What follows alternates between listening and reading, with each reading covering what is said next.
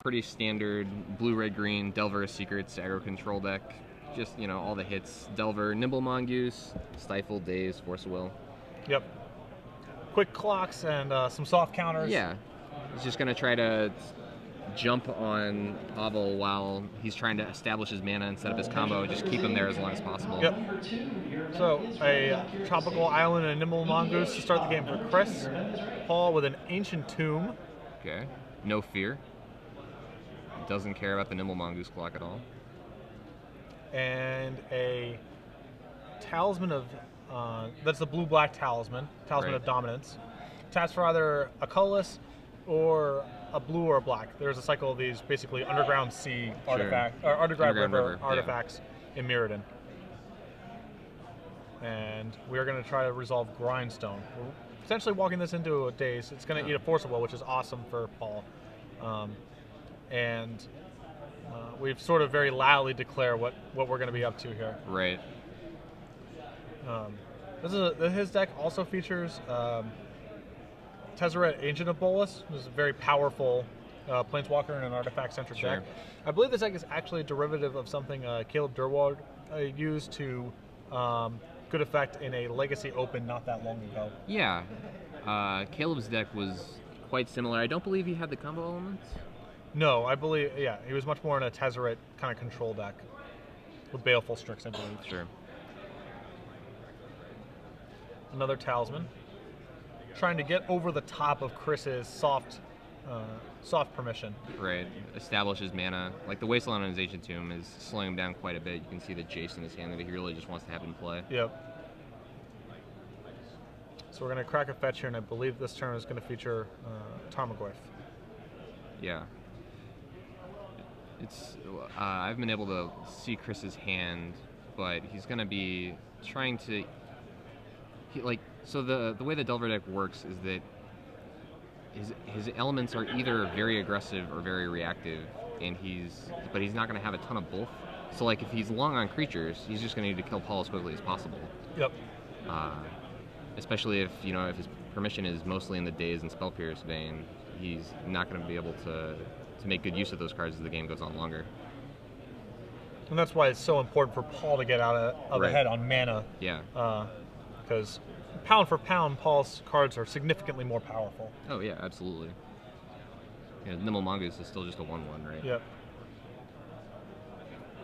It's very much about establishing access to Paul's spells through Chris's soft permission. Yep.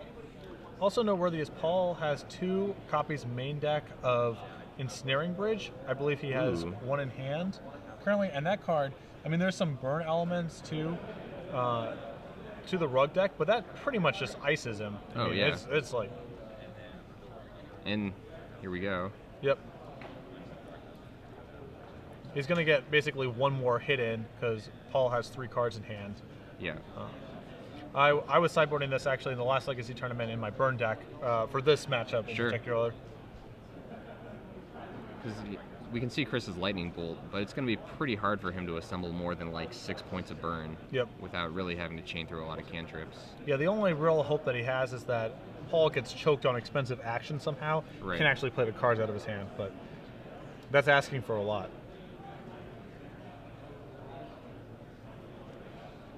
More Tarmogoyfs. And we have, it looks like we have Jace the Mind Sculptor in our hand, so we can actually just play that and Fate Seal Chris to lock him out of playing burn spells. That Lightning Bolt is going to resolve. And now if Chris can basically get 2 cards out of his hand, if he can go land and play adjacent Fate Seal, that should pretty much wrap it up. But the Goyfs can still attack. I mean, it's... he needs to get this stuff out of his hand like pronto. Oh yeah, absolutely. Like the Nimble Mongoose is certainly still going to be able to attack. It's still a 1/1. So he has Thirst for Knowledge in his hand. So even if he thirsts, he can discard 2. Right. And then just play a land presumably that he can find in the top 3, and then he's outside of Tarmogoyf range. Or he can actually just Thirst for Knowledge and maybe get a different card type into the graveyard. Oh yeah. And get the Goyf. Because I believe sorcery is not represented right now. So if he has a way to get that set up too, then. Oh, so this plus Thirst should get him in the clear. Yeah. Sure. He can also just discard his Jace to pump the... Yep. Oh, and he found Damnation. Yeah, he found a bunch of hits. Yeah, Sure. he also found a Wormcoil Engine. I think he needs to discard two, like probably a land plus a Wormcoil. Right. Because the Wormcoil is not that exciting now with Ensnaring Bridge in play. Yeah, it's a little less impressive. I suspect he's just trying to figure out how he actually is going to actually end the game. Like, the Ensnaring Bridge is what's going to cause him to win, but he still has to actually defeat his opponent. Yeah, and I believe your best route is probably just Jace going off. Absolutely. It'll also prevent Chris from being able to find any outs. Yeah, I think the question that Paul has is whether or not he wants to hold on to this Damnation. Right. Because it's a good safety valve in case something does go wrong. The Rug Delver decks tend to have, one or two pretty flexible slots that they can play a lot of different cards in. It's unusual for those to be bounced, but, it's certainly in range. Yeah. It's like, is it completely out of the question that he could have something like a main deck Grudge? No, it's right. It's conceivable. Just one. Yep, so this is the way he's going to control. He discarded Jace, which puts a Planeswalker in the graveyard and now pushes the Goyf well outside of a range to be able to attack. Right, and so he's keeping his Damnation in his Wormcoil Engine? Yeah. So he's going to be able to lock up the ground pretty effectively and use Damnation to see if the board's getting out of control, and then he's just going to hide behind Wormcoil Engine, I assume, until he can find either Painter Servant Grindstone or Thopter Sword. It's also conceivable that he could cast Wormcoil next turn, then Damnation leaving 3 tokens, and then keep enough cards in his hand where he can send the Lifelinker in to get himself out of burn range. Yeah, certainly, 8 is a pretty good life total against the Delver deck, but I think the only way Chris is going to win is with a bunch of burn spells. Okay, so we're just going to cast our Damnation here.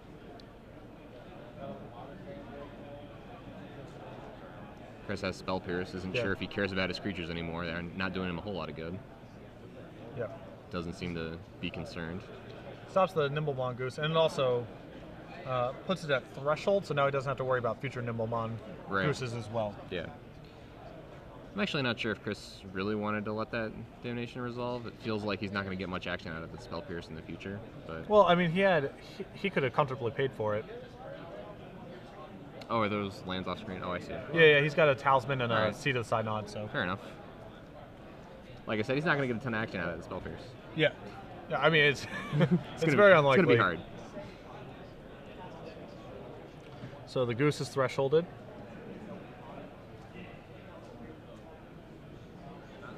Just confirming how they want to represent that. Right.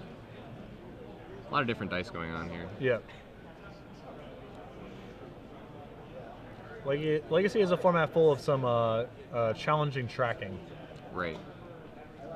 It is very difficult to keep track of all the random triggers that are going on at all sorts of different speeds on all sorts of different cards that you may never have seen before. Yep.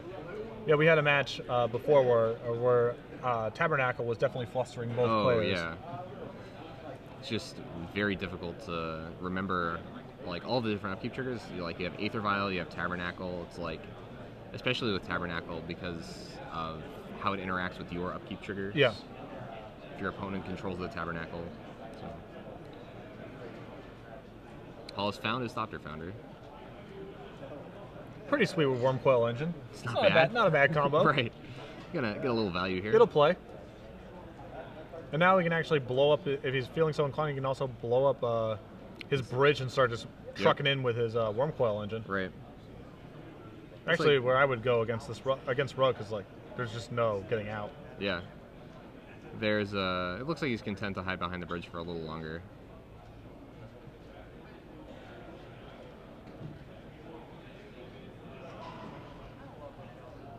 We find Jace. Tezzeret, maybe? Tezzeret? Yeah. All right.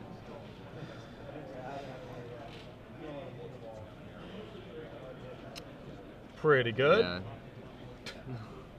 Do we have lethal artifacts yet? So Tezzeret's Ultimate's going to drain Chris for two per artifact. So we have 2, 4, 6, 8, 10, 12, 14, 16, now 18. Okay, yep, yeah, that's good enough. Pick it up. He's had enough. Yeah, Paul had numerous paths to victory in that game. Just choose how you want to go about it.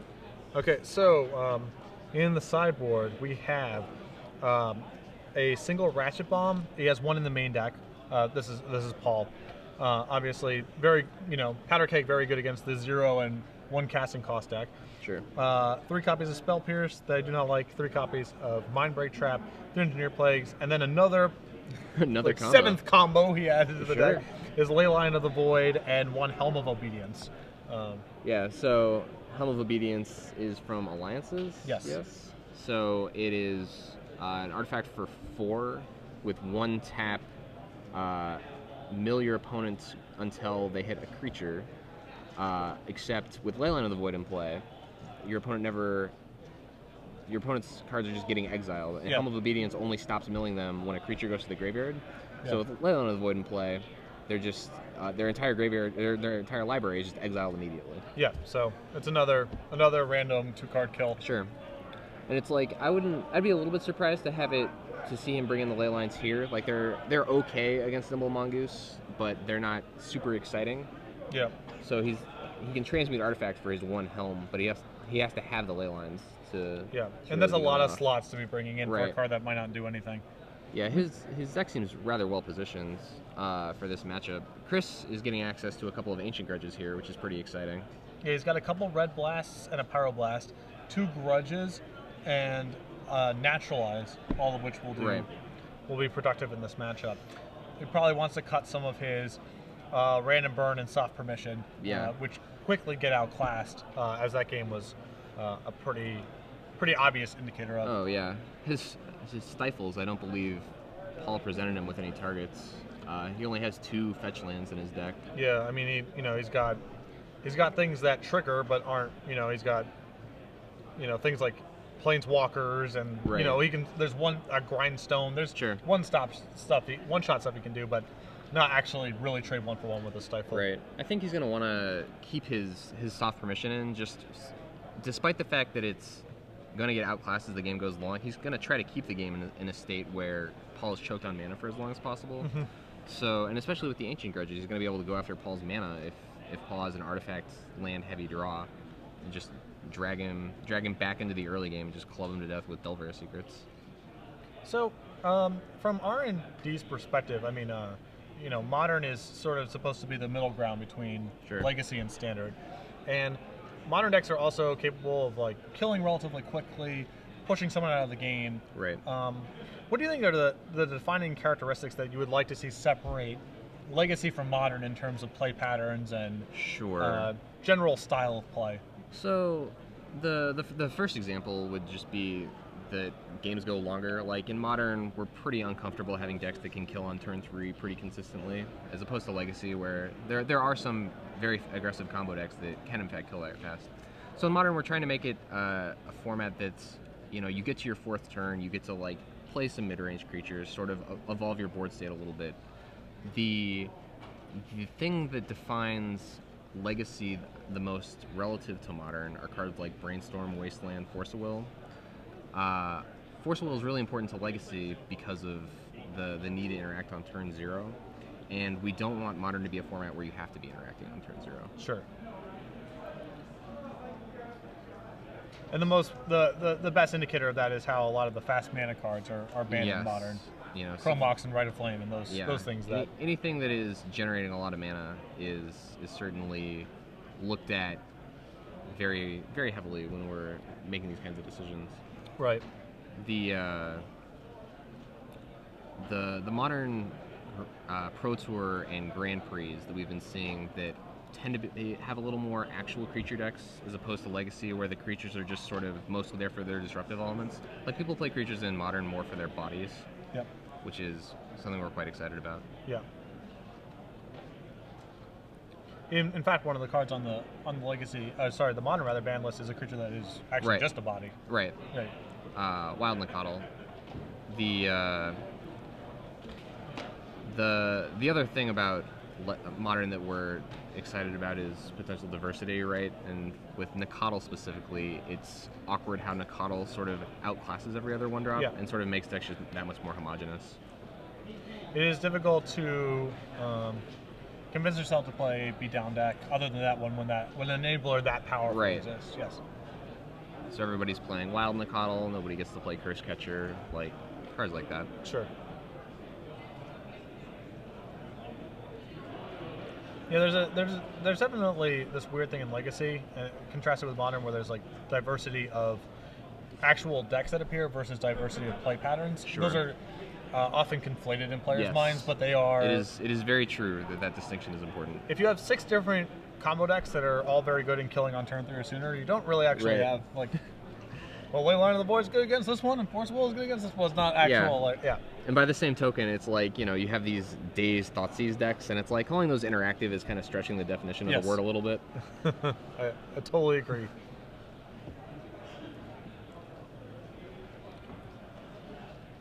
These players are settling in. Yeah. It's like Paul's not too sure about his hand. I think Chris might be missing red mana out of his. I'm not sure if I see a fetch, but I think I see Trop Wasteland. Is that right? Hard to tell. It's a little bit of Oh, glare. it looks like he has no second land but Ancient Grudge. Oh, I see. Wasteland, Trop, Volcanic. There we Okay. go. It'll play. I mean, it is awfully land heavy in general. Right. If he's able to find a cantrip, he's going to be able to draw exactly the amount of lands he wants and then sort of go on about his business. But it looks like he's pretty excited to be trying to deny Paul as much mana as possible. I think Paul's just trying to decide if he wants to cash in Ancient Tomb immediately. Yeah. Yeah, it's also about like which land are you willing to expose to Wasteland. Right. He has Transmute Artifact in his hand, so his color mana is going to be at a premium, and if he leads out Underground Sea and it just gets blown up, right, he's not going to be able to cast remaining dispels. So we are not yeah. Okay. He had Spell Snare in his hand. It seemed like for a moment there he was thinking about keeping it up. But since Paul went Ancient Tomb pass, Right. it's unlikely that A, he generates 2 mana next turn, and B, has something to do with exactly his 2 mana. So instead we're just gonna get the Nimble Mongoose out there. Right. There's not a lot that Spell Snare is going to get when you're exactly with Ancient Tomb. It's just like, well, He probably would have done it last yeah. turn. He has the Solar Read, as it were. Goose in for 1. And we're gonna bolt. So Chris is off to a fine start, but you definitely like 1 Grudge is unlikely to hold off Right. Paul for all that long. When it's backed up by some counters or a very good clock, Ancient Grudge can do a lot of work, but by itself, it's asking a lot. Right. He's gonna need to get his Mongoose up to 3/3 as quickly as he can and start clocking Paul for a little more damage. So right now Paul can kind of just sort of sit back at his leisure and sort of test the waters, see what kind of permission Chris has. Yeah. The other interesting part about all of the various combos that Paul has, he's able to use a bunch of random cards as test spells that it's going to be hard to play against. Like, Right. Chris has no idea if this card matters or not. Yeah, it might just be totally irrelevant. Yeah. Or it could be game if it resolves. Right, Yeah. absolutely. It's like, and Paul has a Transmute Artifact, but I don't believe he has a Sword of the Meek.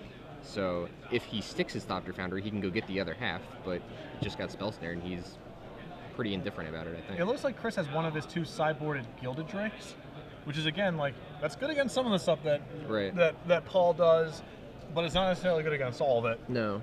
If we can find a way to trade Gilded Drake out for a Wormcoil Engine, like, that's going to be super sweet. Yeah, but if we're just getting, like, Grindstone Painter Servant with Gilded Drake in our hand. Because Paul just never has to expose his Painter Servant to Gilded Drake until he's ready to actually kill Chris. Yeah. So we have the option of, I think the plays that we can either do is Pierce plus Thirst for Knowledge, or try to stick Jace that turn. Right. So, yeah. Chris kind of had to keep that initial Ponder because he was missing red mana and the Wasteland was attractive. Right. But now he's definitely, flooding out relative to what this deck's need for mana is. Yeah, he's definitely feeling the effects of not having a lot of velocity to be able to sort of run through his deck as quickly as possible and sort of find his most efficient All right, cards. we're going to force that Thirst. Oh, no. Okay. Not awesome, but ultimately not that harmful, since I don't think that Pierce was really ever going to resolve productively in this game. I mean, it's a force of will thing, but... Right. I mean, it does get cards out of his hand in case he's trying to set up Ensnaring Bridge, so... Sure. I think with one card left in hand, and Chris using a force of will instead of a soft counter, we're supposed to try to land Jace here. I would agree. The only card that Chris could have that would really punish that would be something along the lines of Pyroblast. Yeah. And then he's down to 0 cards in hand, right. And then your Transmute Artifact action yes. can start happening.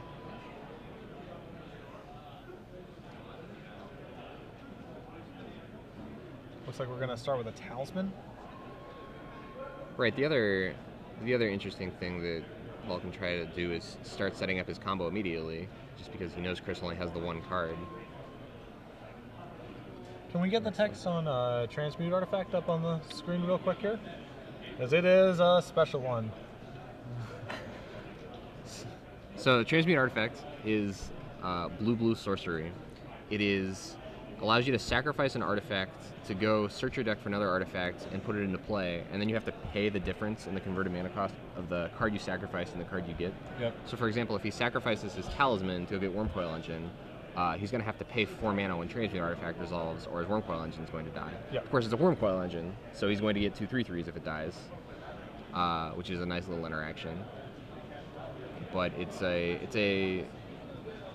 tinker with some added costs.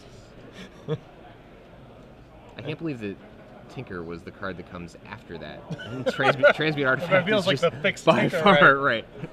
It's the fixed Tinker that we printed first. Well, it looks like we went into Leyline Helm of Obedience land, too. Sure. A little of this, a little of that. The combo sampler. Right. Just we're not sure how we want to beat him. Just keep him on his toes. Yeah. I mean, it is relevant that Ancient Grudge will stop all of Paul's combos in terms of if he gets Thopter Sword going, he can just blow up the Thopter Foundry, and against Painter Servant Grindstone, if you kill the Painter Servant while the Grindstone activation is on the stack, you get to live another day. With Leyline and Helm, once Leyline's in play and he activates Helm, that's just lights out for Chris. Yeah. Although, yeah, and he actually can hard cast the Leyline too. Right. As he has enough mana. Which will also prevent the Nimble Mongoose from getting the Threshold. Yeah. So there's a lot of options he has here. Chris There's has no shortage of options, right. that's for sure. It is the sampler. He is so many doors to go through. It's very exciting. This deck is really fun to watch. I'm a little surprised that he wouldn't grudge the Talisman, because once City of Traders in play, he's got to be somewhat choked on mana. Right. All right, let's see what we're getting. We're going to have to read this.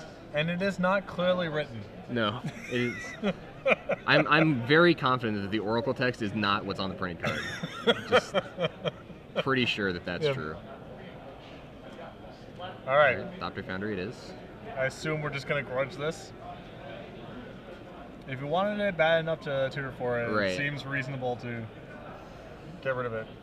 And now he's actually gotten into the pretty sweet space of the Talisman's off the board, and he also got the Transmute Artifact with the Ancient Grudge. And he has Leyline Strain in his hand that he can't cast now. Right. Chris doesn't know that, although, Paul has so many cards in his hand that Chris has got to know Paul's up to something, but he's not sure what. All he knows is that he doesn't quite have enough mana to do whatever he wants to do. Yep. I think Paul would have been in a little bit better shape this game if he just stuck Jace. Yeah, absolutely. And started Fate Sealing. Right. And then you have all the time in the world to set up whatever ridiculous shop. Right, because with Jace Fate Sealing Chris every turn, his Nimble Mongoose has got to start deciding pretty quickly if he wants to be keeping Jace off his ultimate, or if he's going to try to keep racing Paul. But then Paul just has this threat of this Jace that's just getting bigger and bigger every turn.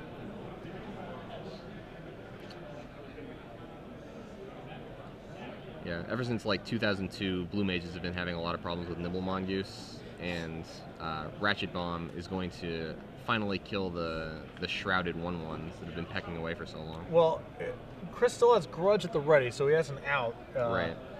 But that Grudge is also very valuable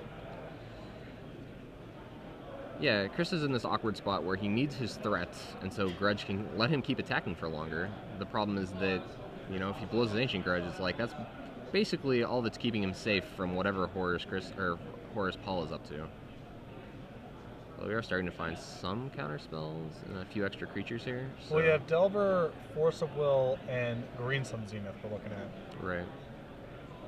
And I think he's committed to just keeping the Delver for Force of Will. His Force of Will is back live. We do have Threshold. 1, 2, 3. So we get to hit him for 6 here? Oh, yeah. Knock him to 5. And then presumably after combat, Grudge the... He's going to let him at least activate it, I suppose. Oh, he's letting him untap. He wants to keep the Grudge for whatever's coming next. I feel like maybe he wanted to grudge this Ratchet Bomb and just sort of try to end the game as quickly as possible. I agree. And now Paul actually drew Force of Will this turn, which is devastating because now he can just use Ratchet Bomb, now play Jace with Force backup. Presumably Chris is going to force the Jace, and now it's like huge trouble.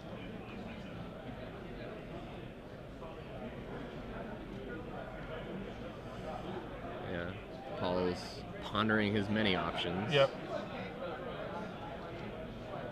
I absolutely agree. It's time for Jace to show up here. But looks like we're just going to go set up more artifact combos here. Yep. It is true that he's going to be able to set up with... Alright, so those are the last cards in hand. And Chris knows that he has Nimble Mongoose on top, so Paul's actually not safe at all here. I mean, he can force the Mongoose, I guess. But his next cards are Mongoose Zenith, so he's actually pretty threat heavy. And he still has Grudge in the graveyard.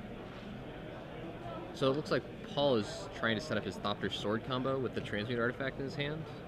I would just force this and stick Jace. Right. This is the... I sound like a broken record here, but... No, I agree absolutely. Like, he's the... Maybe he's trying to... Alright. We're giving up on the Transmute artifact plan. Yeah, it's just time to Jace lock someone. Time for Jace, yep. Which is also going to let him... If he starts Fate Sealing, he's going to be able to get rid of the Green Sun Zenith that Chris has. Yep. Okay. So I assume we start with a Fate Seal because, you know, Paul's at 4, so he's in. Yeah, we definitely want to be dead to Lightning Bolt here because eventually, you know, Paul has a fetch land in his hands. He may not want to cash in his City of Traders just yet. Yeah. But any wasteland, then he's actually going to start being hurt for mana too. All right. Yeah, this is the way I would go. So he's looking at the Green Sun Zenith that we saw from the earlier brainstorming and is wisely putting it on the bottom. Right, now Chris is in a pretty bad spot. When he gets Fate Seal, he does get live draw steps, and the fetch land will give him another live. So like when Paul Fate Seals him and lets him keep a card, it's like Chris knows that card's probably no good and can shuffle away. Yeah. Try to find a new threat. The Ensnaring Bridge in Paul's hand is gonna also allow him to lock out Chris's combat step pretty easily. So we're gonna brainstorm here. I'm not scared about the top of his deck anymore. Yeah, well, with the fetch line in play, it's also just... Sure. I'm not sure how quickly Paul's going to be able to set up any of his combos. Yeah, it's tough because cracking the Polluted Delta would allow him to cast Leyline, but there's a huge risk in dropping to 3. Yeah, 4 is so many more life points than 3 right now. Yeah. And he loses his City of Traders. Like, that's... Okay. Another combo? Sure. We're just going to grudge that? We're just going to blow it up. I don't know what's going on here. I have no idea. It's like another card with like 300 words on it. Yeah. Probably bad for me, I guess. I'm just going to let that. Right, like that's the rule in Constructed, right? Like if your opponent plays a card, you have no idea what it does, and you have no idea why it's in their deck, you just kill it immediately. Like, nothing good is going to happen to you if they untap with it.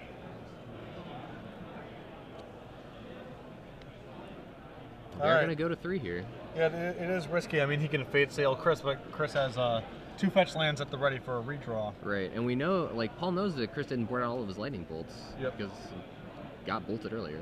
So. But I mean, Paul's on, pretty thin ice regardless because he's still like Nimble Mongoose still matters. Right. Right. There are plenty of cards that Chris can draw, and he's just right back in it. Oh, there's a force, which is a big draw. Yes. Assuming he's actually he's only got 3 artifacts in his hand, but we can Jace and Brainstorm, presumably find something. No blue Found cards. a little more mana. Yeah, some more mana. And a ley line. It's actually I think the mana is rather relevant here too. Chris fetched out Swamp, which helps protect him from Wasteland. But if Chris finds another Wasteland for the Underground Sea, it's going to shut off Paul from Transmute Artifact. Yep. Getting down the Talisman.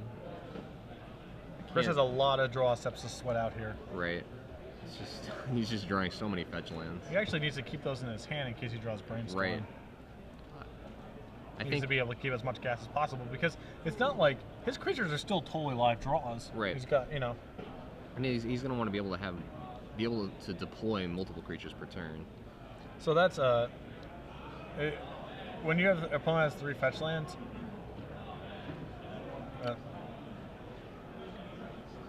Yeah, the fetch lands are going to be helpful against the Jace ultimate. The problem is that Jace is going to go ultimate before he can use all 4 of those fetch lands. Yeah. Or all 3, I guess, at the time. Sure. Yep, absolutely. Chris, probably a bit frustrated. He's drawn 5 lands in a row since that Brainstorm. Is that true? Something like that. Sure. A little bit of this could be alleviated by shuffling, but this is still a pretty insane flood out. Right. And we still had to sweat. I guess he has 5 mana. He can actually hard cast Force now.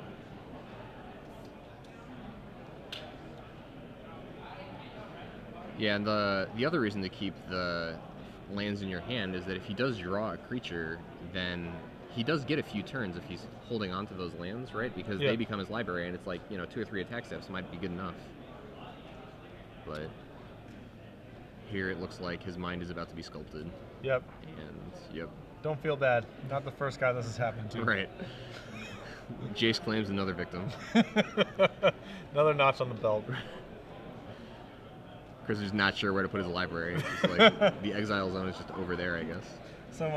Some pretty heinous flooding out there, and Paul with his blue-black artifact combos deck. Right.